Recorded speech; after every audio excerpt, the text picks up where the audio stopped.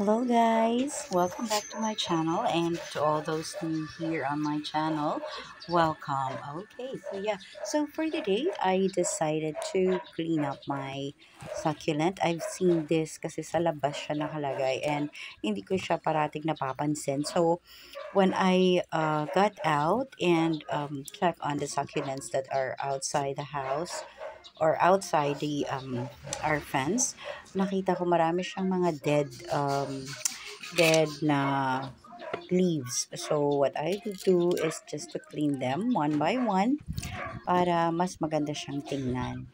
So this one, hindi ko na matandaan kung ano yung name niya, but I guess this is a Japan Moon River. Not sure. But then, yeah. So, for this one, siguro mga ano na siya, mga 1 year na rin siguro sa akin to. And hindi ko siya masyadong dinidiligan. Siguro mga once in a week lang. I don't know. This summer, siguro mas maraming beses ko siyang didiligan. Siguro mga twice or thrice a week. Since hindi naman sila masyadong needed ng tubig. So, may mga babies din to, but then I decided na hindi ko siya muna ihiwalay dito sa pot na to. And I just decided to clean them out. So, and, okay, hold on. Okay, so I ordered this last year sa Benguet. Okay, and it came na, ano lang siya, 3 petal lang siya na medyo maliliit pa rin siya. Pag nag-order tayo sa Benguet, dito sa Pinas, mostly, uprooted na siya. So, meaning, wala siyang soil. So, marami akong mga ino-orders online. But then, yeah, hindi siya lahat nagta-thrive. So, maybe because nag-acclimate din sila. Pero, yeah, most of them, hindi sila nagta-thrive. So, very, in my case, very minimal yung nagta-thrive. So, ayun. So, gusto ko kasi yung mga succulents na ganito kasi less yung attention na kailangan nila. Ito lang sa mga ganitong times na kailangan silang linisan, yun lang. Dun ko lang sila na aasikaso. And like what I have mentioned, they don't need a lot of watering to be done sa kanila. So, yan. So, pagkatapos nito, magtitingin pa ako ng iba sa labas na po pwede nating malinisan so that matanggal yung mga dead leaves sa kanila. So, much better looking sila.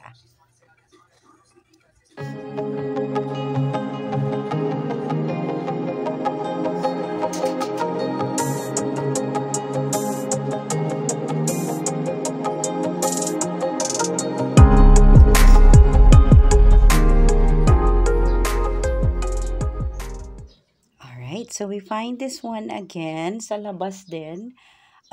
Hindi rin ako sure kung ano yung pangalan niya.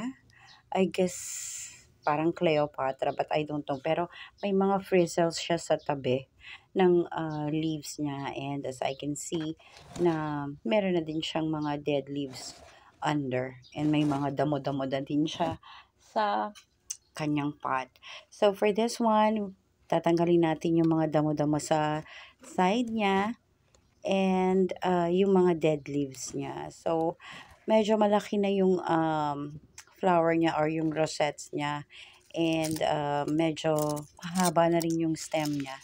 Medyo leggy na rin siya. Pero, I don't have to repot them or i-baby head natin yung tatanggalin natin yung rosette doon sa pinaka main stem niya and ipuput natin siya sa ibang pot. So, as of now, leave ko lang muna siya dyan sa pot na yan. Tatanggalan ko lang muna ng mga dead leaves para medyo lang siya malinis. Yan, kita nyo medyo mahaba na yung stem niya. Yan, so tanggalin lang natin tong mga damo-damo sa pot niya. So, as you can see, very, very dry yung ano niya, yung soil niya. And yan yung mga, yan yung gusto nila. So, if lagi mo rin siyang iwa-water, hindi rin siya magta-thrive. So, much better na dry talaga siya before natin siya iwa-water.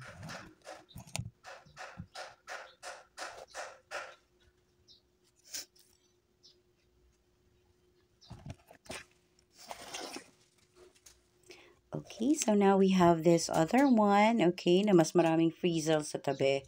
So, hindi ko rin alam kung ano ang ID niya, but I guess this is Cleopatra, I don't know. Pero I'm not sure, okay? But then yes, this is also um, full sun siya. Full sun sila from morning sun from 8 o'clock up until 11 or 12, yan. Full sun sila. So,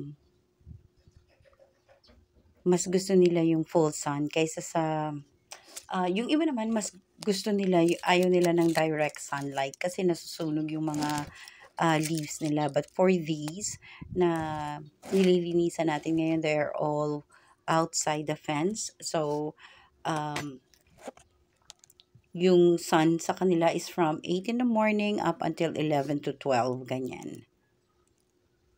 So, very dry din yung soil niya. Pero very, ano siya, very hard yung mga, ano niya, yung mga leaves niya. Now, this one, this is a Marilyn. Yun, dito ako sigurado.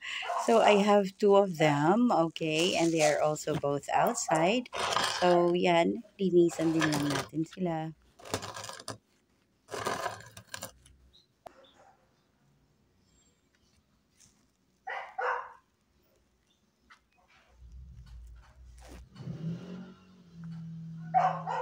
Okay, so yan, meron din siyang flower na nag-grow sa kanya.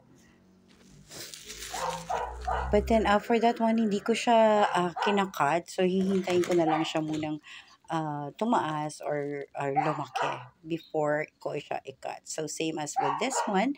This is also a Marilyn. Pero mas, I guess, mas stress ito kasi mas nasa ibabaw siya compared dun sa isa. So, mas, yung color niya is much darker than the other one. So, we'll just have to clean both of them.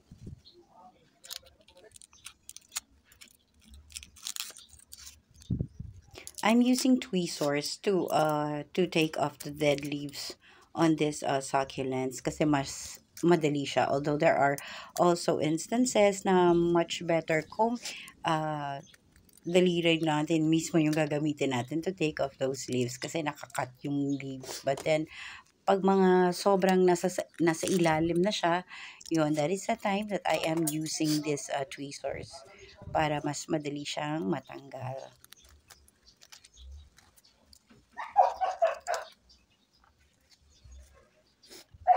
See, very, very dry yung leaves niya. And for this one, parang nakaano lang siya. Naka-put on lang siya dun sa soil. Hindi siya talaga nakatanim or sobrang lubog yung roots niya. Kasi yung roots niya medyo maliliit eh. So, what I did was just to put it on top of the soil.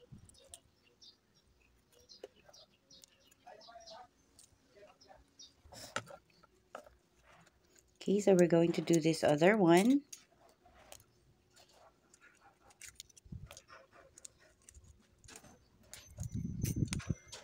Ayan, medyo mas madami siyang dead leaves na kailangan matanggal. So, ito yung sinasabi ko na kapag medyo nasa ilalim na yung mga dead leaves, much better to use a tweezer than to use your bare hands or your fingers. Kasi mas madali siyang makukuha.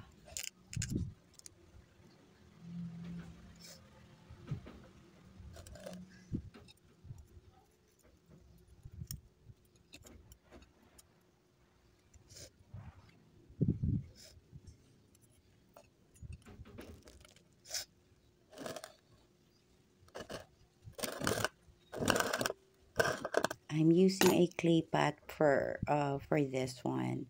Although some of my succulents are just yung mga plastic pots. So for this one, we were able to get a leaf na natanggal na siya ng kusa, and as we can see there, meron siyang maliliit na roots. So you can propagate this. You can just put it on a soil and then spray it with water.